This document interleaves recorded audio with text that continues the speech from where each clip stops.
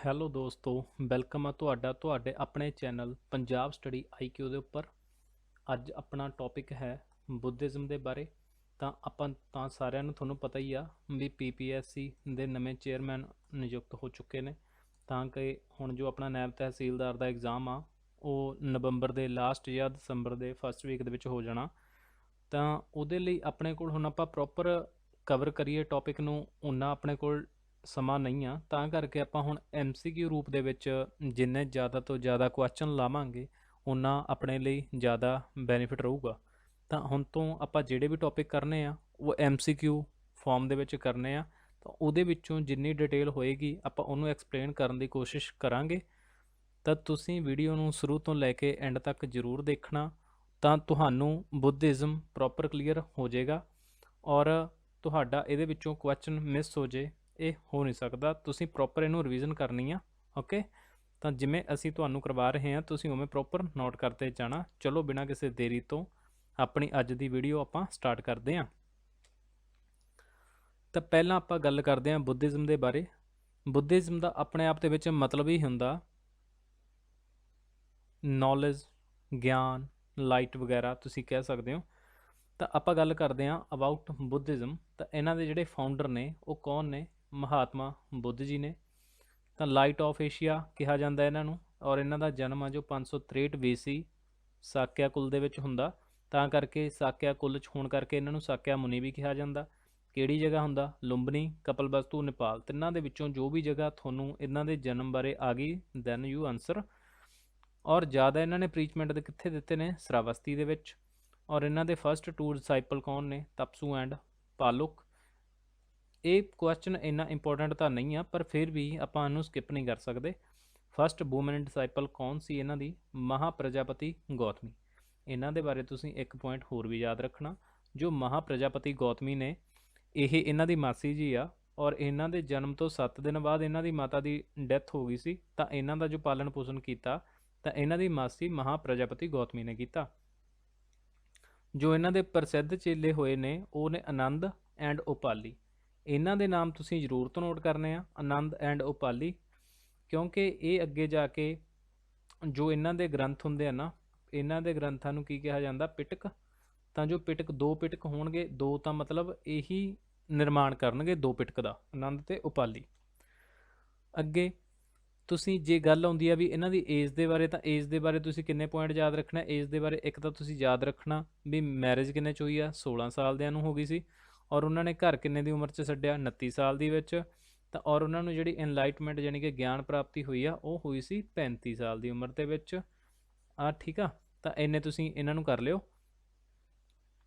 ਕਿਹਨਾਂ ਨਾਲ ਹੋਈ? ਜਸੋਧਰਾ ਨਾਲ। ਔਰ ਇੱਕ ਇਹਨਾਂ ਦਾ ਪੁੱਤਰ ਹੋਇਆ ਜਿਹਦਾ ਨਾਮ ਸੀ ਰਾਹੁਲ।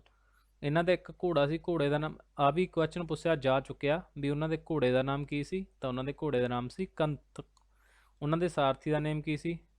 ਚੰਨਾ ਔਰ ਚਾਨ। ਇਹ ਮਤਲਬ ਜੋ ਉਹਨਾਂ ਦੇ ਨਾਲ ਉਹ ਜਦੋਂ ਮਹਿਲ ਚੋਂ ਪਹਿਲੀ ਵਾਰ ਬਾਹਰ ਜਾਂਦੇ ਆ ਦੇਖਣ ਲਈ, ਤਾਂ ਉਦੋਂ ਇਹਨਾਂ ਦੇ ਨਾਲ ਜੋ ਜਾਂਦਾ ਉਹ ਸੀ ਇਹਨਾਂ ਦਾ ਮਤਲਬ ਸਾਰਥੀ ਦਾ ਨਾਮ ਆ ਚੰਨਾ। ਤਾਂ ਜਦੋਂ ਇਹਨਾਂ ਨੇ ਆਪਦਾ ਘਰ ਛੱਡਿਆ ਤਾਂ ਇਹਨਾਂ ਦੇ ਵਿੱਚ 4 ਚੀਜ਼ਾਂ ਨੇ, ਮਤਲਬ ਆਪਾਂ ਦੇਖਾਂਗੇ ਇਹਨਾਂ ਬਾਰੇ ਇੰਪੋਰਟੈਂਟ ਕੁਐਸਚਨ ਆ ਵੀ ਜ਼ਰੂਰ ਪੁੱਛ ਹੀ ਲੈਂਦੇ ਆ। ਜਦੋਂ ਉਹਨਾਂ ਨੇ ਘਰ ਛੱਡਿਆ ਤਾਂ ਬੁੱਧ ਧਰਮ ਦੇ ਵਿੱਚ ਉਹਨਾਂ ਦੇ ਘਰ ਛੱਡਣ ਨੂੰ ਕਿਹਾ ਜਾਂਦਾ ਮਹਾ ਵਿਨਸ਼ਕਰਮਨ। ਠੀਕ ਆ, ਤਾਂ ਘਰ ਛੱਡਿਆ ਮਹਾ ਵਿਨਸ਼ਕਰਮਨ। ਬਾਕੀ ਉਹਨਾਂ ਨੇ ਜੋ ਆਪਦੇ ਹੇਅਰ ਕੱਟ, ਸੌਰੀ ਰਜੇ ਇੱਥੇ ਕੱਟ ਆ, ਉਹਨਾਂ ਨੇ ਹੇਅਰ ਕੱਟ ਕਰਵਾਏ। ਤਾਂ 2 ਨਦੀਆਂ ਆਉਂਦੀਆਂ ਨੇ, ਇੱਕ ਨਦੀ ਆਉਂਦੀ ਆ ਅਰੋਮਾ ਰਿਵਰ, ਠੀਕ ਆ, ਇੱਕ ਅੱਗੇ ਆਏਗੀ ਨਿਰੰਜਨਾ ਨਦੀ। ਤਾਂ ਜਿੱਥੇ ਉਹਨਾਂ ਨੇ ਜਾ ਕੇ ਆਪਦੇ ਮਤਲਬ ਹੇਅਰ ਕੱਟ ਕਰਵਾਏ ਅਰੋਮਾ ਨਦੀ ਦੇ ਕਿਨਾਰੇ, ਤੇ ਕੀ ਬਣ ਗਏ? ਮੌਂਕ ਬਣ ਗਏ। ਤਾਂ ਮੌਂਕ ਬਣਨ ਵੇਲੇ ਉਹਨਾਂ ਦੀ ਨਦੀ ਕਿਹੜੀ ਜੁੜਦੀ ਆ? Aroma river. ਤਾਂ ਇਦੋਂ ਬਾਅਦ ਉਹ ਕਿੱਥੇ ਪਹੁੰਚਦੇ ਨੇ? ਉਹ ਪਹੁੰਚਦੇ ਨੇ ਰਾਜਗ੍ਰਹਿ। ਇਹ ਕੀ ਆ? ਫਸਟ ਕੈਪੀਟਲ ਆ ਇਹ ਮਗਧ ਦੀ। ਤੇ ਇਹ ਉੱਥੇ ਜਾ ਕੇ ਇਹਨਾਂ ਦੇ 2 ਗੁਰੂ ਬਣਦੇ ਆ। ਠੀਕ ਆ, ਇੱਕ ਗੁਰੂ ਦਾ ਨਾਮ ਸੀ ਅਲਾਰ ਕਲਾਮ, ਔਰ ਇਹ ਇਹਨਾਂ ਨੂੰ ਮਿਲਦੇ ਨੇ ਵੈਸਾਲੀ 'ਚ। ਔਰ ਦੂਸਰੇ ਗੁਰੂ ਮਿਲਦੇ ਇਹਨਾਂ ਨੂੰ ਇੱਕ ਰੁਦਰਕ ਰਾਮ ਪੁੱਤਰ। ਠੀਕ ਹੈ, ਰਾਜਗ੍ਰਹਿ 'ਚ ਮਿਲਦੇ ਨੇ ਅਲਾਰ ਕਲਾਮ ਔਰ ਵੈਸਾਲੀ 'ਚ ਮਿਲਦੇ ਨੇ ਰੁਦਰਕ ਰਾਮ ਪੁੱਤਰ।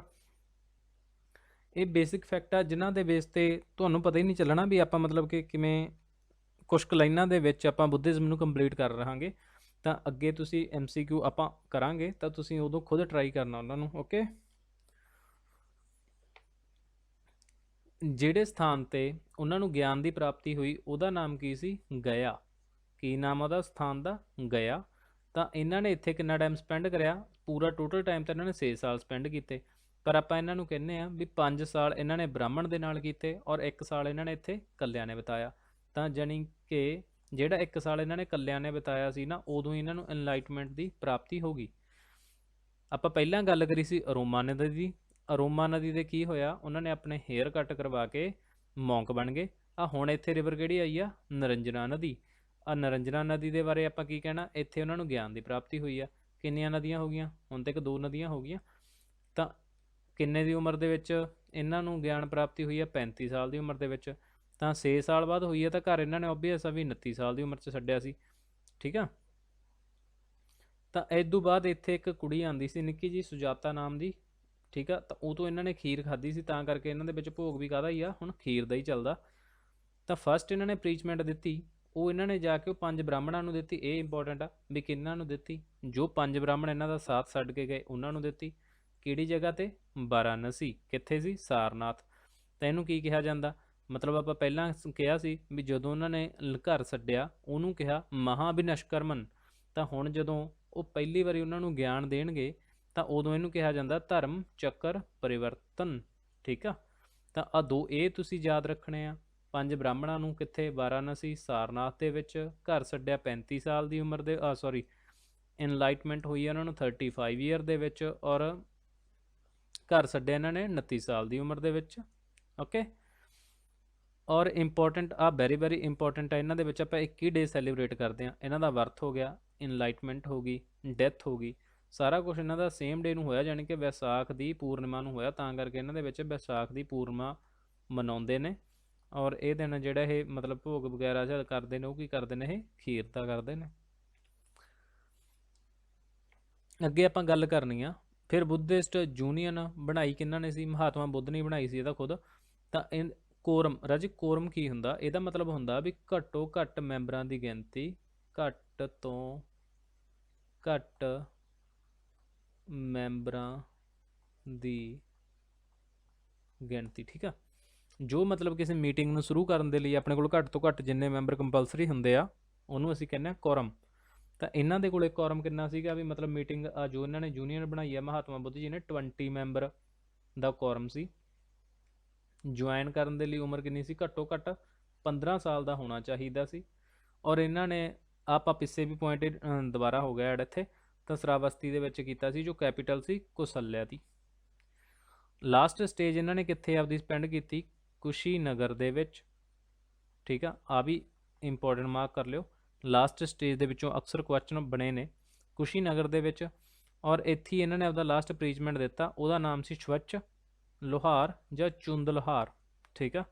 ਔਰ ਅਜੇ ਇਹਦੇ ਬਾਰੇ ਤੁਸੀਂ ਇੰਪੋਰਟੈਂਟ ਨਾਮ ਨੋਟ ਕਰਨਾ, ਆਹ ਵਾਲਾ ਪੁਆਇੰਟ ਕਾਫੀ ਇੰਪੋਰਟੈਂਟ ਆ। Very very mark, very very important, note ਕਰ ਲਿਓ ਉਹਨੂੰ। ਇੱਥੇ ਇਹਨਾਂ ਨੇ ਕੀ ਖਾਧਾ? ਪੋਕ ਖਾਧਾ। ਪੋਕ ਮਤਲਬ ਕੀ ਹੁੰਦਾ? ਸੂਰ ਦਾ ਮੀਟ। ਠੀਕ ਆ। ਕੀ ਖਾਧਾ ਇਹਨਾਂ ਨੇ? ਸੂਰ ਦਾ ਮੀਟ ਖਾਧਾ। ਇੱਥੇ ਇਹਨਾਂ ਨੂੰ ਭੋਜਨ ਦੇ ਵਿੱਚ ਸੂਰ ਦਾ ਮੀਟ ਪਰੋਸਿਆ ਗਿਆ। ਬਟ ਉਮਰ ਇਹਨਾਂ ਦੀ ਜ਼ਿਆਦਾ ਸੀ, 80 ਦੇ ਲਵੇ ਸੀਗੇ ਉਦੋਂ, ਤਾਂ ਕਰਕੇ ਫਿਰ ਡਾਈਜੈਸਟ ਨਹੀਂ ਹੋ ਸਕਿਆ ਇਹਨਾਂ ਦੇ ਪ੍ਰੋਪਰ, ਤਾਂ ਉੱਥੇ ਇਹਨਾਂ ਦੀ ਡੈਥ ਹੋ ਗਈ ਸੀ। ਤਾਂ 483 BC ਦੇ ਵਿੱਚ ਆ ਤੀਸਰੀ ਨਦੀ ਹੈ ਹਿਰਨਿਆਵਤੀ। ਪਹਿਲੀ ਰਿਵਰ ਕਿਹੜੀ ਸੀ? ਅਨੋਮਾ ਰਿਵਰ। ਇੱਥੇ ਕੀ ਕੀਤਾ ਉਹਨਾਂ ਨੇ? ਮੌਂਕ ਬਣ ਕੇ। ਮੌਂਕ ਕਿਵੇਂ ਬਣੇ ਸੀ? ਹੇਅਰ ਕੱਟ ਕਰਵਾ ਕੇ। ਫਿਰ ਆਪਾਂ ਦੂਜੀ ਰਿਵਰ ਦੀ ਗੱਲ ਕੀਤੀ, ਉੱਥੇ ਇਹਨਾਂ ਨੂੰ ਕੀ ਹੋਇਆ? ਇਨਲਾਈਟਮੈਂਟ ਹੋਈ। ਇਨਲਾਈਟਮੈਂਟ ਕਿਹੜੀ ਨਦੀ ਤੇ ਹੋਈ? ਨਿਰੰਜਨਾ। ਠੀਕ ਆ।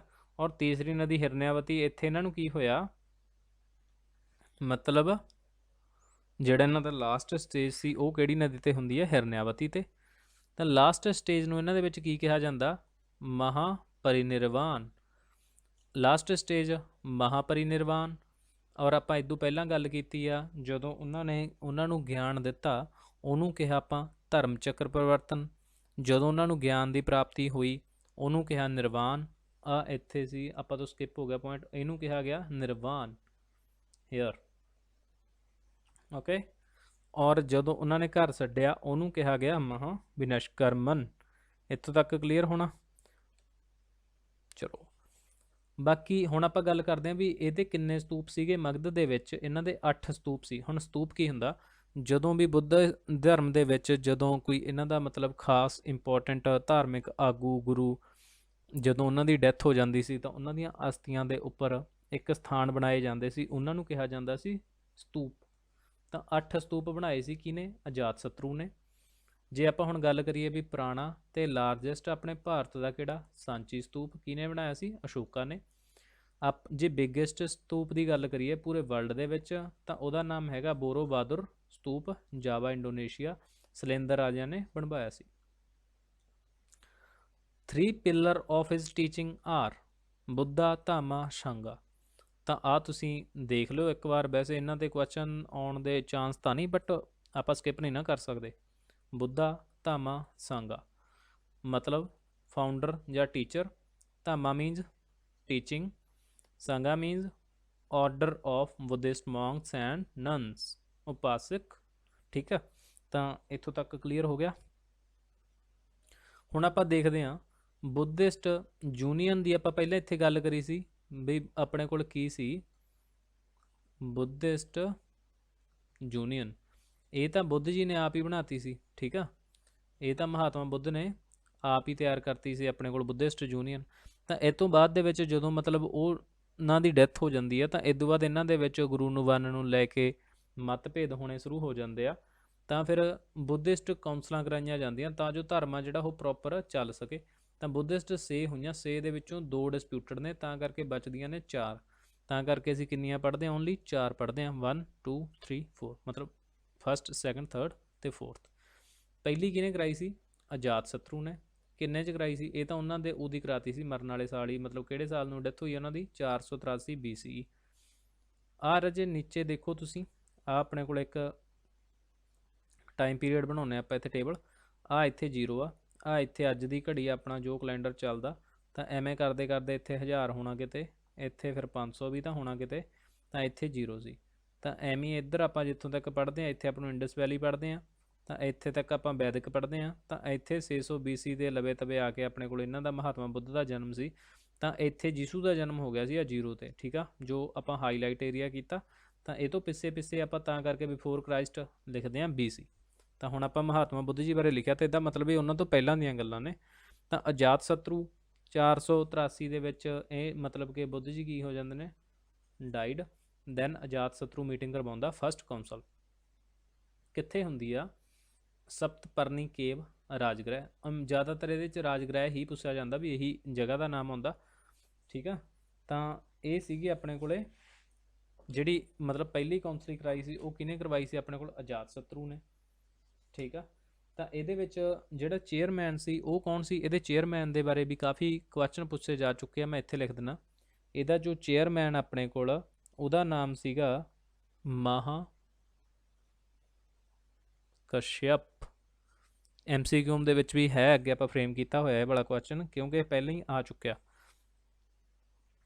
ਤੇ ਇਸ ਤੋਂ ਬਾਅਦ ਦੇ ਵਿੱਚ ਇੱਥੇ ਤੁਸੀਂ ਹੁਣ ਸੁਣ ਲਓ, ਧਿਆਨ ਨਾਲ ਨੋਟ ਕਰ ਲਿਓ। ਪਹਿਲੀ ਇਹਦੇ ਵਿੱਚ ਹੀ ਕੀ ਹੋਇਆ, ਆਪਾਂ ਉਹ ਜਿਹੜੇ 2 ਚੇਲਿਆਂ ਦੀ ਗੱਲ ਕੀਤੀ ਸੀ, ਇੱਥੇ ਦੇਖੋ ਤੁਸੀਂ, ਆਪਾਂ ਸਭ ਤੋਂ ਪਹਿਲਾਂ ਇਹਨਾਂ ਦੀ ਗੱਲ ਕਰੀ ਸੀ ਵੀ ਇਹਨਾਂ ਦੇ 2 ਜਿਹੜੇ ਇੰਪੋਰਟੈਂਟ ਸੀਗੇ, ਆ ਬਿਲਕੁਲ ਨੀਚੇ ਦੇਖੋ ਇੱਥੇ, ਆਨੰਦ ਐਂਡ ਉਪਾਲੀ। ਆਪਾਂ ਇੱਥੇ ਗੱਲ ਕਰੀਏ ਆਨੰਦ ਐਂਡ ਉਪਾਲੀ ਦੀ ਗੱਲ ਕਰੀ ਸੀ। ਠੀਕ ਆ ਇੱਥੇ ਦੇਖੋ ਨੀਚੇ ਬਲੂ ਕਲਰ।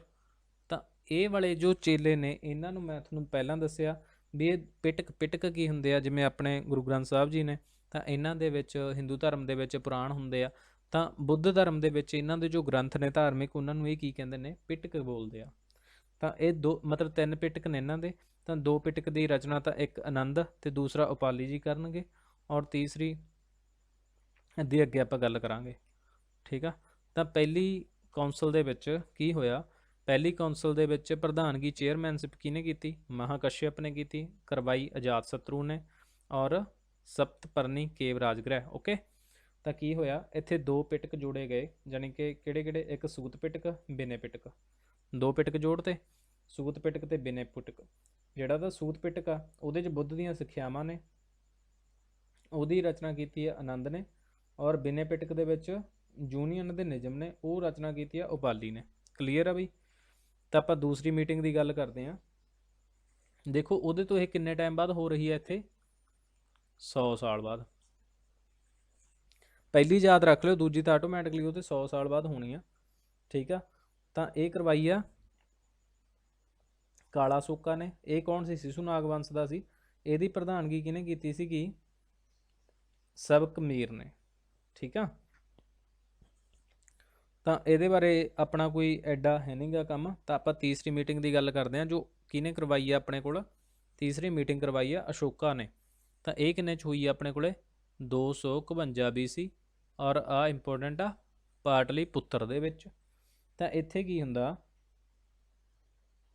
ਇਹਦੀ ਜਿਹੜੀ ਪ੍ਰਧਾਨਗੀ ਕੀਤੀ ਆ ਉਹ ਕੀਤੀ ਸੀ ਆਪਣੇ ਕੋਲੇ ਮੋਗਲੀ ਪੁੱਟਤਿਸਾ। ਤੁਸੀਂ ਮੋਗਲੀ ਇਕੱਲਾ ਯਾਦ ਕਰ ਲਿਓ ਵੀ ਜਦੋਂ ਅਸ਼ੋਕ ਨੇ ਮੀਟਿੰਗ ਕਰਵਾਈ ਆ ਤਾਂ ਉਹਦੀ ਪ੍ਰਧਾਨਗੀ ਕਿਹਨੇ ਕੀਤੀ ਸੀ।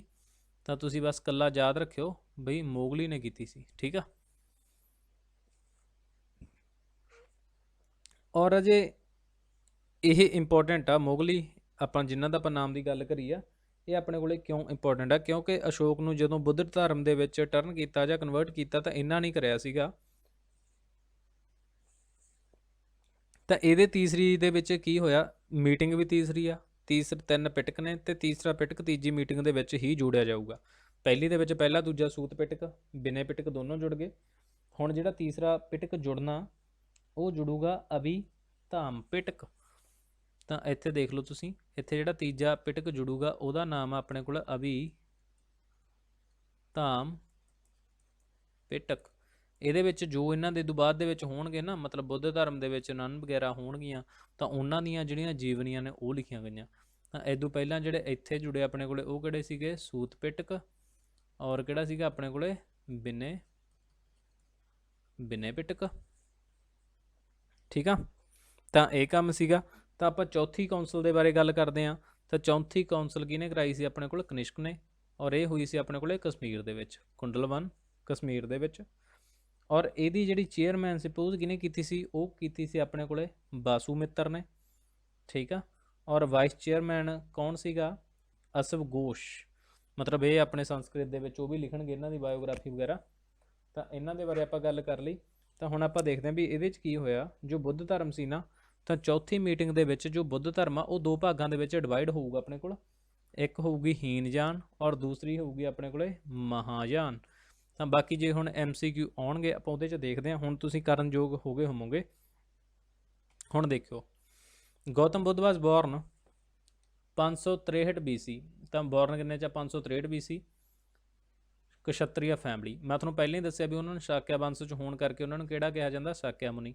ਤਾਂ ਆਪਸ਼ਨ A ਰਾਈਟ ਆਨਸਰ। ਦੂਸਰਾ, which among the following is not four noble truth. ਤਾਂ ਉਹਨਾਂ ਦੇ ਜਿਹੜੇ ਕਿੰਨੇ ਟਰੁੱਥ ਸੀ? 4 ਉਹਨਾਂ ਦੇ ਨੋਬਲ ਟਰੁੱਥ ਸੀਗੇ।